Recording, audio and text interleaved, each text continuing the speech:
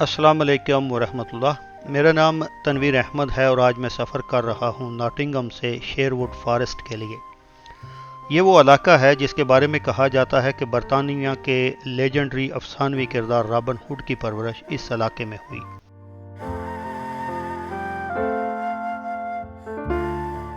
Google maps کے مطابق Nottingham سے شیروڈ فارسٹ تک پہنچنے کے لیے 3 مختلف روٹس دستیاب ہیں، جس میں سب سے مختصر روٹ روڈ A614 اور اولڈ رفرڈ روڈ کا ہے، جو تقریباً 23 مائلز پر محیط ہے، اور آج میں اسی روٹ پر سفر کر رہا ہوں۔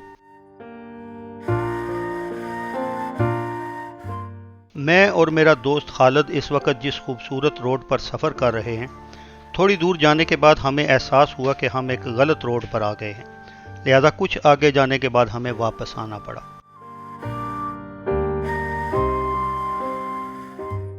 اس وقت ہم ایک چھوٹے سے پرسکون قصبے سے گزر رہے ہیں، بدقسمتی سے مجھے اس کا نام یاد نہیں۔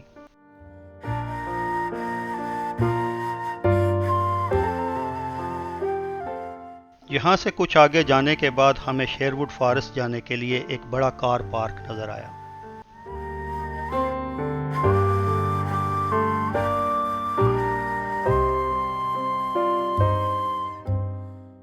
اس پارک میں اس وقت بے شمار گاڑیاں کھڑی تھیں۔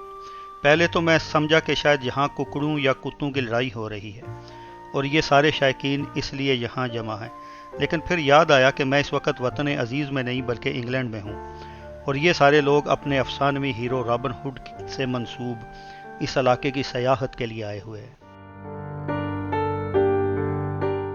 یہاں گاڑی پارک کرنے کے بعد ہمیں تقریباً 1 کلومیٹر پیدل چل کر وزٹر سینٹر تک پہنچنا تھا۔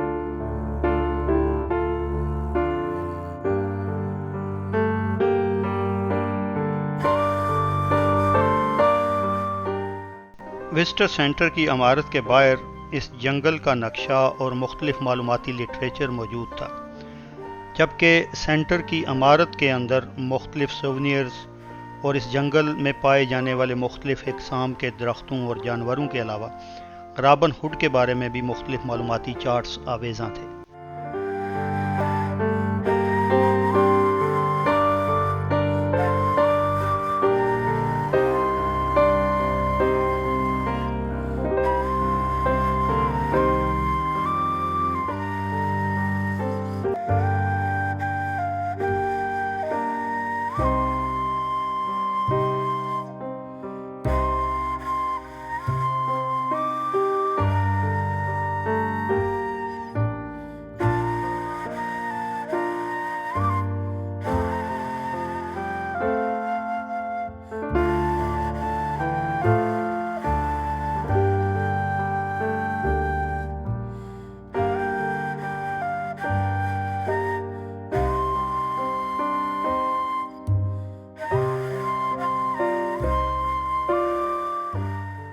وزٹ سینٹر کی عمارت سے باہر آنے کے بعد ایک کھلے میدان میں کافی سارے سٹالز خیموں کی شکل میں لگے ہوئے نظر آئے۔ بہت سارے لوگ اس قدیم ماحول سے لطف اندوز ہو رہے تھے۔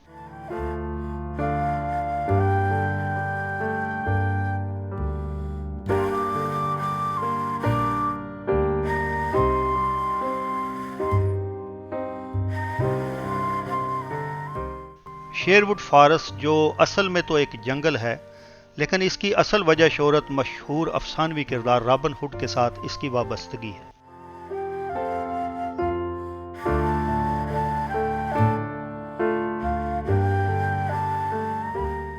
ایڈونسٹو ولیج کے پاس موجود اس جنگل کا کل رقبہ 1050 ایکڑ ہے اور یہ ایک بہت بڑے اور قدیم شاہی شکارگاہ کی موجودہ شکل ہے۔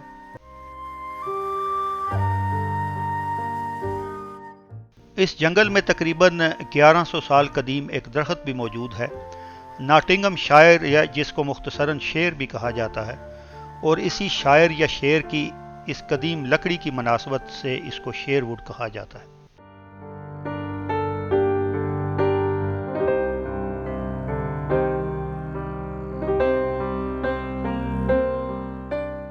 مغرب کی طرف سے یہ ریور ایئر واش، جبکہ مشرق سے یہ ڈربی شائر تک پھیلا ہوا ہے۔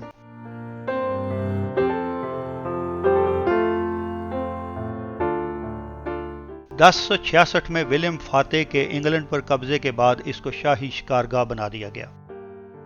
اس کے بعد یہ جنگل کنگ جان اور کنگ ایڈورڈ اول کی وجہ سے مقبول ہوا۔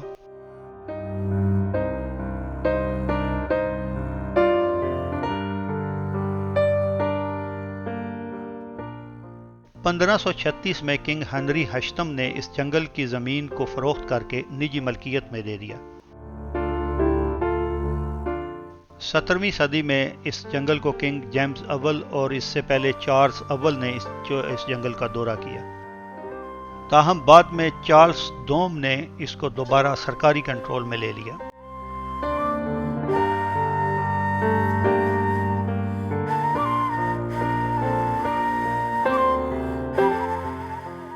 اٹھارہویں صدی عیسوی میں شیروڈ کراؤن لینڈ کے بڑے علاقے نجی مالکان کو فروخت کر دیے گئے، جنہوں نے یہاں تھورسبی ہال، رفورڈ ایبے، کلمبر ہاؤس، کلمبر پارک اور ویل بیک ایبے اور ورکس آف منور کے تاریخی عمارتیں تعمیر کی۔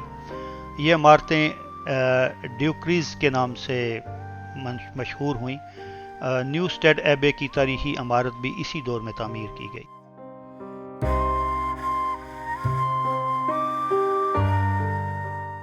خوش قسمتی سے آج ایک سنی ڈے تھا، اور انگلینڈ میں آپ کو علم ہے کہ اس طرح کے دن بہت کم دیکھنے کو ملتے ہیں۔ اس سنی ڈے میں تقریباً 2 کلومیٹر پیدل چلنے کے بعد ہمارا گلا خشک ہو گیا، جسے دوبارہ تر کرنے کے لیے خالد بھائی نے آئس کریم کا انتخاب کیا۔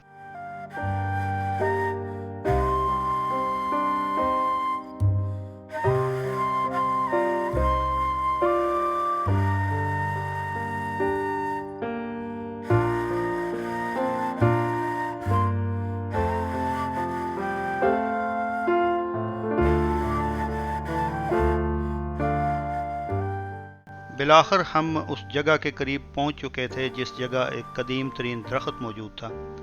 ماہرین کے خیال کے مطابق اس درخت کی عمر 800 سے 1100 سال کے درمیان ہو سکتی ہے۔ ایک طویل عمر کے باعث اس درخت کی شاخیں اب کمزور ہو چکی تھی، اور ان کو سہارا دینے کے لیے ان شاخوں کے نیچے لوہے کے پلرز کھڑے کیے گئے تھے تاکہ یہ شاخیں مزید نہ جھک سکیں۔ چاروں طرف سے گھوم کر اس درخت کو دیکھتے ہوئے میں یہ سوچ رہا تھا کہ یہ اس درخت کی خوش قسمتی ہے کہ یہ انگلینڈ میں ہے۔ اگر یہ وطن عزیز میں ہوتا تو کب کا یہ کٹ کر کسی کے گھر کا صوفہ بن چکا ہوتا۔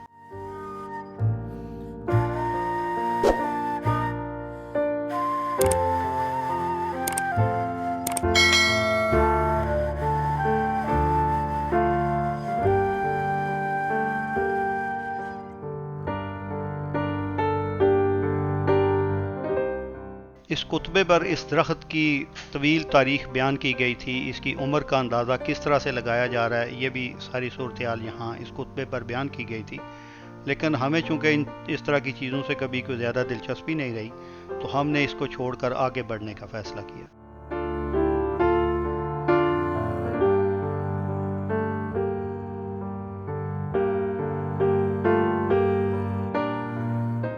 جنگل کے اس کھلے ایریے میں رابن ہوڈ کے دور کی یاد تازہ کرنے کے لیے اسی کے دور کے مطابق ماحول بنایا گیا تھا۔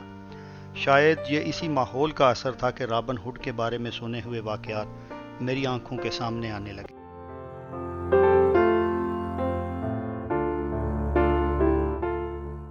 رابن ہوڈ کا ابتدائی ذکر انگریزی کی لوک داستانوں میں ایک ایسے ڈاکو کے طور پر ملتا ہے جو امراء کو لوٹ کر غریبوں میں تقسیم کر دیا کرتا تھا۔ بعد میں اسے تھیٹر اور پھر فلموں میں اسی کردار میں دکھایا گیا۔ یہ انتہائی ماہر تلوار باز اور تیر انداز بھی تھا۔ بعض روایات میں اسے ناٹنگم کے شیرف کی طرف سے چھینی گئی اپنی زمینوں کی واپسی کے لیے انگلینڈ واپس آنے سے قبل صلیبی جنگوں میں لڑتے ہوئے بھی بیان کیا جاتا ہے۔ روایتی طور پر وہ اکثر سبز رنگ کے لنکن طرز کے لباس میں نظر آتا تھا۔ روایات کے مطابق اس کا سب سے بڑا مخالف شیرف آف ناٹنگھم تھا۔ جدید دنیا نے شیرف کا تصور حضرت عمر رضی اللہ تعالیٰ عنہ کے دور حکومت سے حاصل کیا تھا۔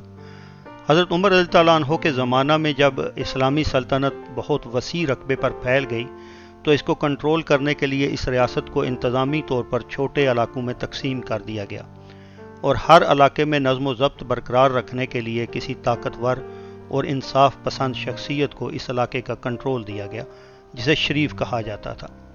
یورپ نے یہیں سے شیرف کا تصور حاصل کیا۔ یورپ میں یہ انتظامی عہدہ اب ختم ہو چکا ہے اور اس کی جگہ پولیس کے محکمہ نے لے لی ہے، تاہم امریکہ میں یہ عہدہ آج بھی موجود ہے۔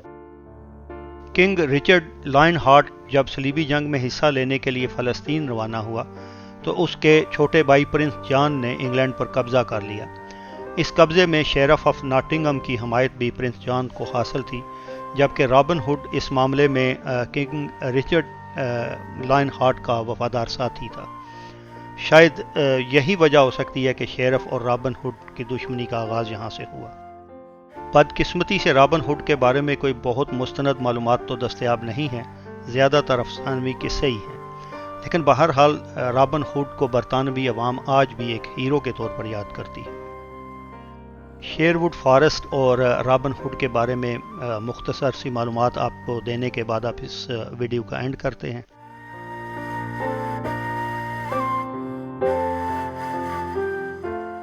اللہ پاک آپ کو آسانیاں دے اور آسانیاں خلق خدا میں تقسیم کرنے کا شرف بخشے، آمین۔ اللہ حافظ۔